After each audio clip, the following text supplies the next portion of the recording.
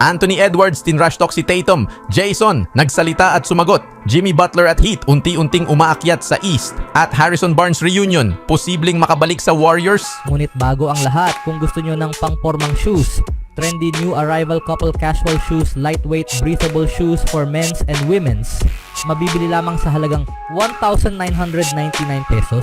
I-click lamang ang link sa comment section. Ang laban ng Boston Celtics kontra Minnesota Timberwolves ay hindi karaniwang naiisip bilang isang matinding NBA rivalry, ngunit naging isang must-watch tuwing nagtatapat ang dalawang team na ito. Ang laban nitong Lunes sa TD Garden ay hindi naiiba, kung saan nagtapos ang Celtics sa isang makapigil hiningang panalo, 107-105. Ang huling apat na laro sa pagitan ng Celtics at Timberwolves ay nagresulta sa overtime o panalo sa pagitan lamang ng 2 puntos. Nanalo ang Boston sa 3 sa 4 na larong iyon, ngunit pagkatapos ng isang panalo ng Minnesota noong nakaraang season, nagkaroon ng trash talk si Anthony Edwards ng Wolves kay Jason Tatum ng Celtics na naipalabas pa sa Netflix's Starting 5. Nakita nyo si Tatum, sinusubukang mag-switch sa akin, nalock ko siya ng 2 beses. Nag-umpisa siyang magsalita ng kung ano-ano, sabi ni Edwards sa kanyang mga kakampi sa locker room matapos ang laro. Kung ano-anong sinasabi ni Tatum gaya ng nandito ako kaya sinabi ko darating ako ulit. Sinasabi pang best player in the league, ewan ko sa inyo. Nakuha ni Tatum ang pagkakataon na sagutin si Edwards matapos pangunahan ang panalo ng Celtics nitong Lunes. Maganda ang naging 2 laro namin laban sa isa't isa noong nakaraang taon, ani Tatum. Siyempre magkasama rin kami noong tag-init para sa Olympics. Gustong-gusto ko si Ant, napakahusay na manlalaro, mahusay na competitor. Mahilig siyang magsalita at marami siyang sinabi tungkol sa mga laro namin noong nakaraang taon at ang excitement niya na makalaban kami ulit ngayong taon. Kaya masaya at competitive ang maglaro laban sa mga pinakamahusay na manlalaro sa liga. Bagamat nakuha ni Edwards ang atensyon ni Tatum sa kanyang trash talk, hindi ito dinamdam ng 2024 NBA champion. Nakita ko iyon. Marami kaming pinagsabihan ng kung ano-ano noong tag-init, dagdag ni Tatum. Maganda ang record ko laban sa Minnesota sa career ko. 1 beses lang nila kami natalo sa ngayon. Pero sa totoo lang, masaya ito. Magaling na koponan sila. Mahusay ang coaching. Marami silang talento kaya sigurado ako na sa malapit na hinaharap, magiging masaya at kapanapanabik ang mga laro laban sa kanila. May 12 hanggang 1 record si Tatum sa kanyang career laban sa Minnesota.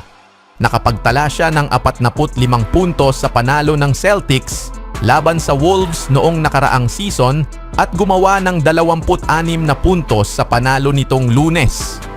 Ginawa rin ni Edwards ang kanyang bahagi kung saan nakapagtala siya ng team high 28 puntos, kabilang ang 6 of 11 from the 3-point range. Sa edad na 23, kilala na si Edwards bilang isa sa pinakamalalaking bituin sa liga, ngunit malinaw na nasa panig pa rin ni Tatum ang lahat ng karapatan sa yabang sa yugtong ito ng kanilang mga karera. Ang Celtics at si Tatum ay tatangkain makuha ang kanilang ika-6 na sunod na panalo kapag hinarap nila ang Los Angeles Clippers sa Martes. Anong masasabi niyo mga kaibigan sa mga players na ito? Sa ibang balita naman, nag-post si Jimmy Butler ng game-high 33 puntos, dagdag ang 9 na rebounds at 6 na assists upang pangunahan ang Miami Heat sa kanilang 123-118 overtime.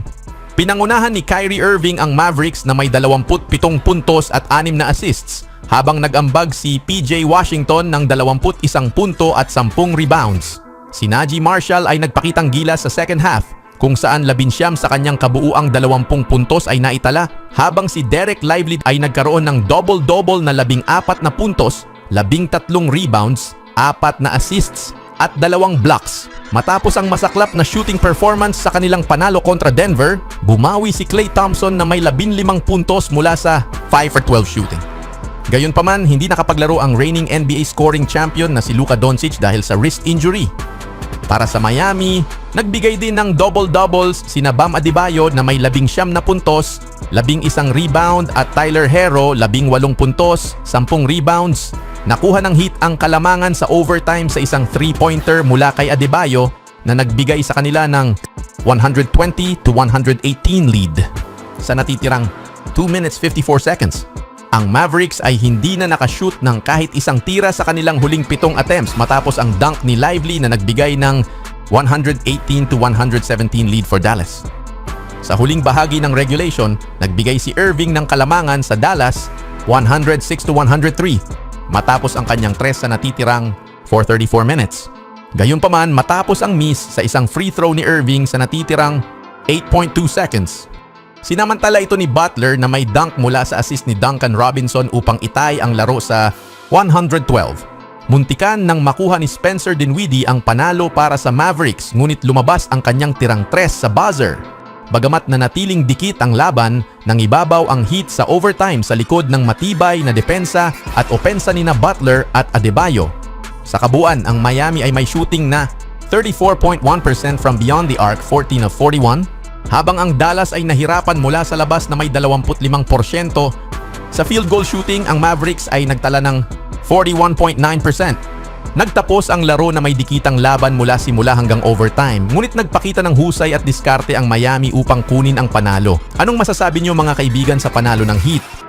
Sa sumunod na balita naman, ang Golden State Warriors ay muling naghahangad makabalik sa NBA Finals matapos ang kanilang impresibong 11-3 start for the 2024-25 season. 11-4 start for the 2024-25 season. Napakahusay ng Warriors sa kanilang field at 3-point shooting, kasabay ng pagkakaroon ng isa sa pinakamahuhusay na bench units sa kasaysayan ng liga.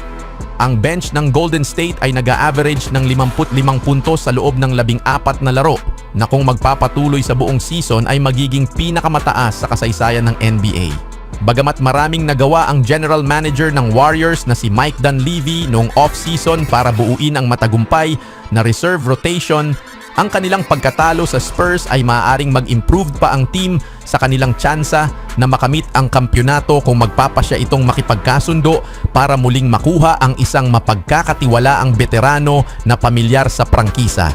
Dahil sa season-ending ACL injury ni DeAnthony Melton, isa sa pinakamalaking ambag ng bench, ayon sa usap-usapan, maaaring i-consider ni Dunleavy ang pakikipag-ugnayan sa San Antonio Spurs upang maibalik ang 32 taong gulang na NBA champion na si Harrison Barnes sa Bay Area. Si Barnes ang number 7 overall pick for Warriors in 2012 NBA Draft.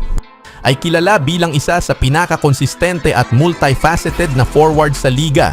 Bagamat hindi laging napapansin, kinikilala ng maraming tagasunod sa NBA ang halaga ng pagkakaroon ng tulad ni Barnes sa kanilang koponan. Sa ikatlong taon pa lang niya sa NBA, tumulong si Barnes na dalhin ang Warriors sa 2015 NBA Championship and 2016 NBA Finals bilang kanilang starting small forward. Ngayon si Barnes ay isang veteranong scorer at mentor para sa mga kabataang manlalaro ng Spurs. Nag-a-average si Barnes ng 11 puntos at 5 rebounds ngayong season na may kahangahangang 42.6% shooting from the 3-point range. Magiging mahusay siyang kapalit para kay Melton kung muling magbabalik siya sa Golden State.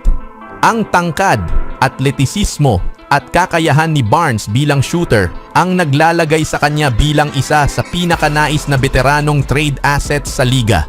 Maaaring magbigay ang Golden State ng isang mapang-akit na offer na mahihirapan tanggihan ng San Antonio.